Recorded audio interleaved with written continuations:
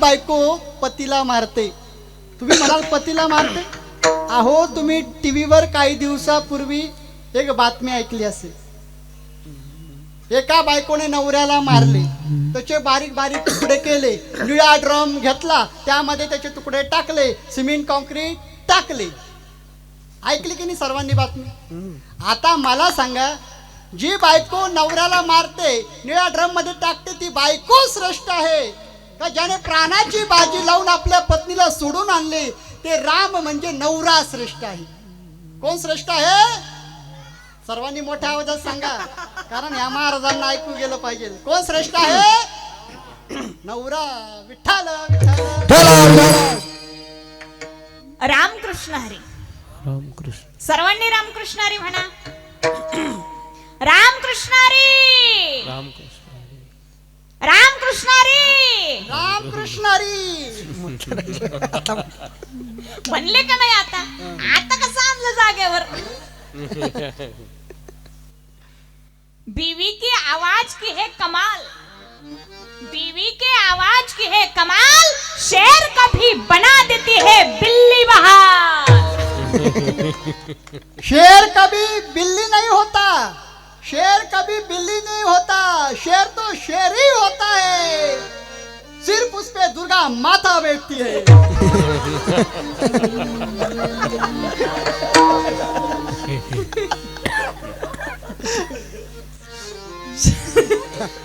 शेर बाहर शेर होता है, शेर बाहर शेर होता है, लेकिन घर में तो बिल्ली ही होता है. ये पूरी दुनिया जानती है, क्योंकि हर घर में वही कहानी है. आत्ताच महाराजांनी प्रभू रामचंद्रांचं उदाहरण सांगून पटवून दिले की नवराच श्रेष्ठ आहे.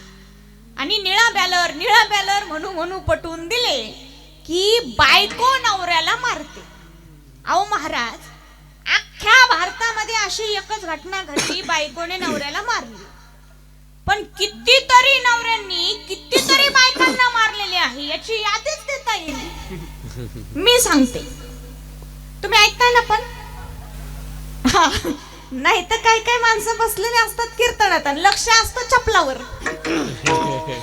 चपलावर म्हणजे स्वतःच्या चपलावर नाही, स्वतःच्या जुन्या असतात ना, दुसऱ्याच्या नव्या चपलावर. तसं तुमचं लक्ष आहे ना? सर्वांचं लक्ष आहे ना? कुठं? चपलावर. हा, कीर्तनावर. मी काय सांगत होते? कीर्तन. तुम्ही काय ऐकत होते? कीर्तन. आपलं काय चाललंय? नवऱ्याने बायकोला मारल्या अशा कितीतरी घटना आहेत. घटना क्रमांक 1, पुण्यामध्ये एका 28 वर्षीय पतीने 26 वर्षीय पत्नीचा खून केला. तिचा मृतदेह पिशवीतून भिवून स्कूटरवरून चालला रस्त्यात पोलिसांनी पकडले. घटना क्रमांक 2, गडचिरोली मध्ये एका 32 वर्षीय पतीने आपल्या पत्नीचा खून केला. घटना क्रमांक 3, ठाण्यामध्ये शोभनाथ राजेश्वर शुक्ला यांनी पत्नी बिछाणावर झोपलेली असतानाच त्यांचा गळा दाबून तिचा खून केला. घटना क्रमांक 4, मराठवाड्यातील घटना. पतीने पत्नीवर संशय घेतला आणि पत्नी शेतात काम करत असताना तिला दगडाने ठेचून मारले. मग आता मला सांगा, असा दगडाने ठेचून मारणारा नवरा श्रेष्ठ आहे का? बचत गट श्रेष्ठ आहे का? आता पुढचा टप्पा माझाच आहे. बदला पुढचा टप्पा. असा दगडाने ठेचून मारणारा नवरा श्रेष्ठ का बायको श्रेष्ठ? कोण श्रेष्ठ आहे? मोठ्याने सांगा, कोण श्रेष्ठ आहे? आहो, या नवऱ्यांनी बायकांना ठार मारले, जीवे मारले आणि आपल्या सती सावित्रीने मेलेल्या नवऱ्याला सुद्धा परत जिवंत केले. आपल्या मेलेल्या नवऱ्याला परत जिवंत करून आपल्या मनाचा मनोरथ पूर्ण केला. बायकोने दादाला गरवार केला, मनाचा मनोरथ पूर्ण झाला.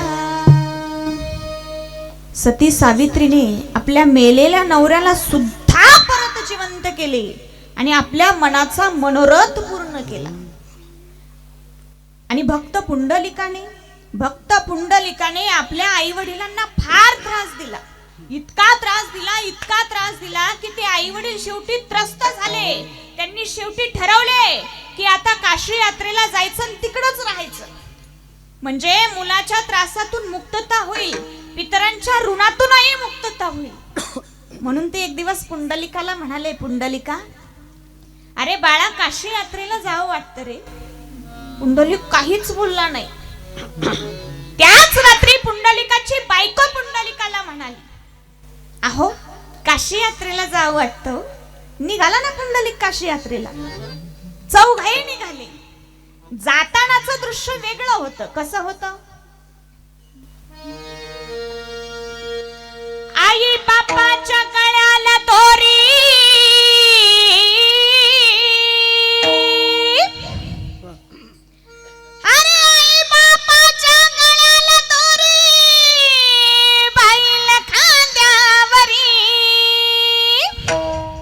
पुंडलिकाने आई वडिलांच्या गळ्याला दोरी बांधली, काशी यात्रेला निघाले. आता मला सांगा, पुंडलिकाच्या आई वडिलांना काशी यात्रा कोणामुळे घडली? पुंडलिकामुळे का पुंडलिकाच्या बायकोमुळे? बायकोमुळे. कोणामुळे घडली? बायकोमुळे. मग कोण श्रेष्ठ आहे? बायकोच श्रेष्ठ आहे. मला सर्वांनी सांगा, आई बापाच्या गळ्याला दोरी बांधणारा पुंडलिक श्रेष्ठ, आई बापाच्या गळ्याला दोरी बांधणारा पुंडलिक नवरा श्रेष्ठ, की ज्या बायकोमुळे काशी यात्रा घडली ती बायको श्रेष्ठ? बायकोच श्रेष्ठ आहे. कोण श्रेष्ठ आहे? बचत गट मोठ्याने सांगा सर्वजणी, कोण श्रेष्ठ आहे? मोठ्याने सांगा, यांना ऐकू आलं पाहिजे. कोण श्रेष्ठ आहे? बायकोच श्रेष्ठ आहे, असे आपले म्हणणे आहे. आता यावर हे महाराज काय म्हणतात ते आपण पाहू. विठोबा रखुमाई. रामकृष्ण हरी. सर्वांनी मोठ्या आवाजात म्हणा, रामकृष्ण हरी. रामकृष्ण हरी. बघा, आताच या महाराजांनी सती सावित्रीचे उदाहरण सांगितले आणि पटवून दिले, बायको श्रेष्ठ आहे, बायको श्रेष्ठ आहे. जसं सर्व पुराण यांनाच माहिती, आपल्याला पुराण माहितीच नाही. या महाराजांचं कसं झालं स्वामीजी? डोक्यात नाही ज्ञान आणि मी विद्यापीठाची शान, आणि डोक्यात नाही शानपणा आणि मला जगद्गुरु म्हणा. बघा, या महाराजांना एका माणसाने प्रश्न विचारला, अहो महाराज, तुम्ही मोठं झाल्यावर काय करणार? बाबा या काय म्हणाला असते, मी लग्न करणार. बघा, तो माणूस म्हणाला, अहो मला तसं नाही म्हणायचं, तुम्ही मोठं झाल्यावर काय बनणार? या म्हणला, नवरी बनणार. त्या माणसाने तो डोक्यालाच हात लावला. अहो माझं म्हणणं तसं नाही, तुम्ही मोठं झाल्यावर काय प्राप्त करणार? या म्हणाला, नवरा प्राप्त करणार. तो माणूस म्हणाला, अहो असं मला नाही म्हणायचं, तुम्ही मोठं झाल्यावर तुमच्या आई वडिलांना काय देणार? या म्हणाला, गोंडस नातू देणार.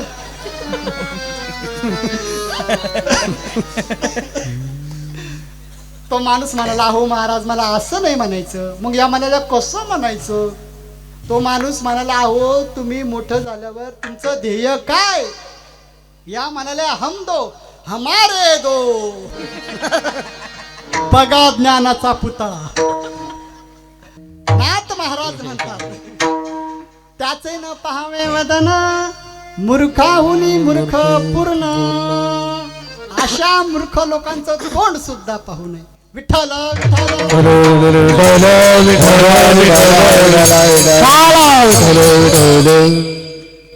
या महाराजांनी नंतर सांगितले, पुंडलिकाच्या बायकोमुळे काशी यात्रा घडली, पुंडलिकाच्या बायकोमुळे काशी यात्रा घडली.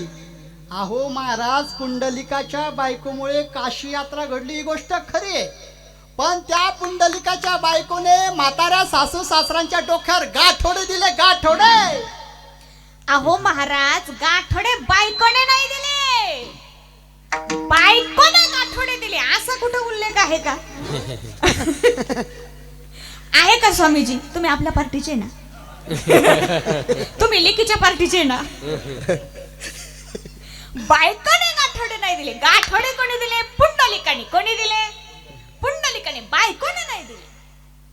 पण हिने जर ते गाठोडे घेतले असते स्वामीजी, हिने ते जर गाठोडे डोक्यावर घेतले असते तर हिला काय अर्धांगवायू झाला असता का? बघा, जशी हेच पुंडलिकाने दिसते त्यांची बायको.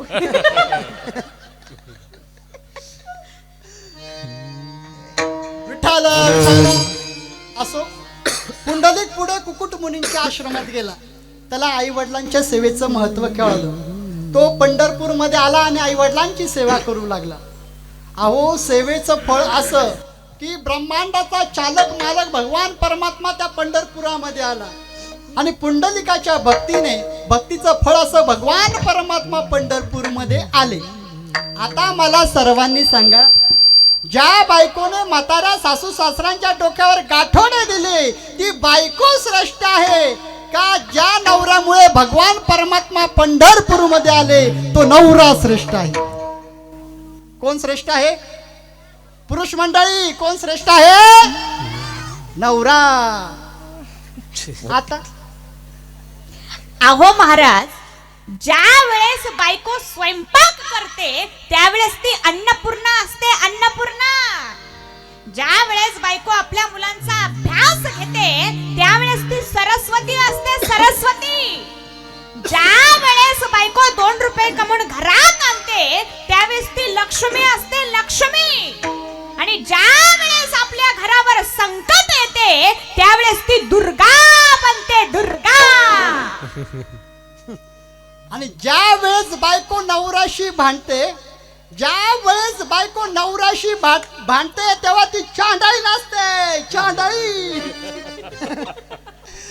आपलं ना आपल्या आई बापाचं जमत नाही, कारण कोण? आपलं ना आपल्या भावाचं जमत नाही, कारण कोण? आपलं ना आपल्या बहिणीचं जमत नाही, कारण कोण? आणि आपलं ना आपल्या कुटुंबाचं जमत नाही, कारण कोण? आणि अशी भांडणं लावणारी बायको श्रेष्ठ आहे का? तर नवराच श्रेष्ठ आहे. कोण श्रेष्ठ आहे?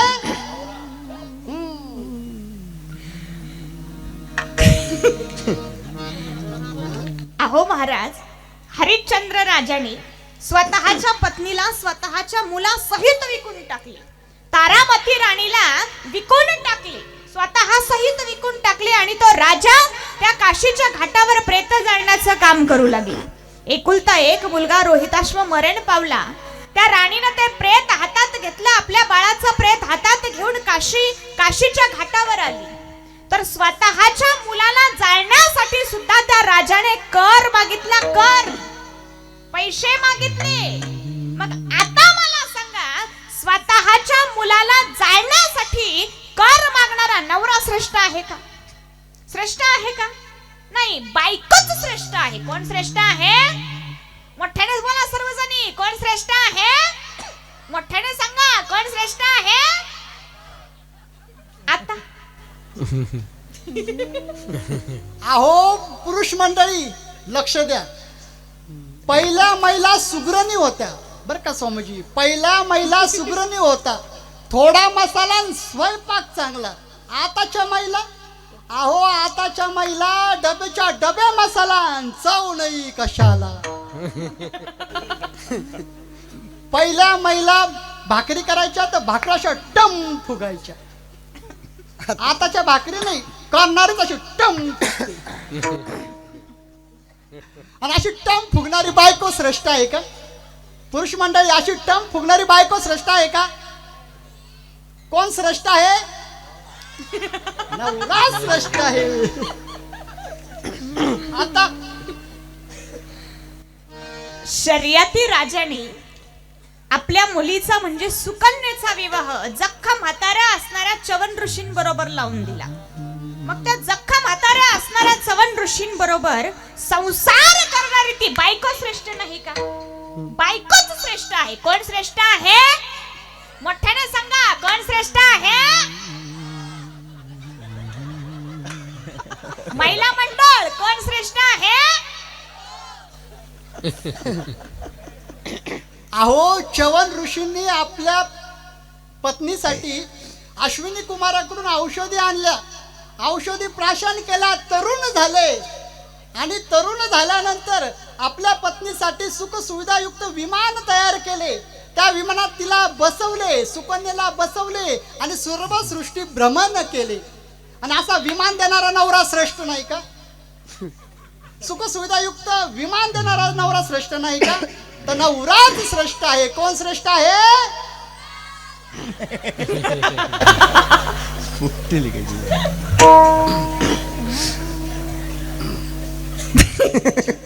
सुकन्येच्या उदाहरणावरून आपल्या लक्षात येते की जख्खा म्हातारा असणाऱ्या चवन ऋषी बरोबर सुकन्येने विवाह केला म्हणून ती बायकोच श्रेष्ठ आहे. आणि त्याच चवन ऋषीने स्वतःला तरुण पाहून त्या सुकन्येला सुख सुविधा युक्त विमान दिले म्हणून तो नवरा ही श्रेष्ठ आहे. राम आणि लक्ष्मण, राम आणि सीता या दोघांच्या उदाहरणावरून आपल्याला हे लक्षात येते की एक पत्नी व्रत धारण करणारा रामही श्रेष्ठ म्हणजे नवरा सुद्धा श्रेष्ठ आहे. आणि आपला कुठला दोष नसताना सीतेने 14 वर्षाचा वनवास सहन केला, ती सीता म्हणजे पत्नी सुद्धा श्रेष्ठ आहे.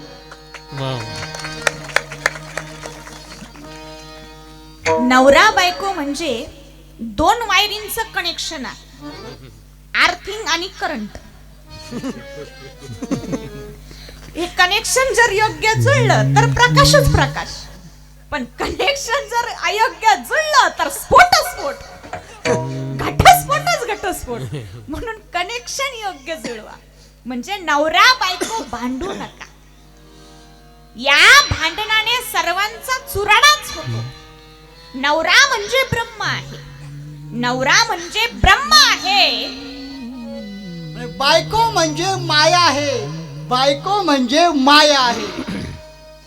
ब्रह्माशिवाय माया नाही, ब्रह्माशिवाय माया नाही, मायेशिवाय जगतच नाही, मायेशिवाय जगतच नाही. आणि 4 वेद 6 शास्त्र 18 पुराण 108 उपनिषद यांनी हेच सांगितले. बाबांनो, कितीही चुराडा करा, कितीही शास्त्रार्थ करा, कितीही शास्त्र मंथन करा, शेवटी आपल्याला ब्रह्म आणि माया हेच सापडते. आणि हेच या कोड्याचं उत्तर आहे. आणि हेच नाथ महाराज सांगतात, एका जना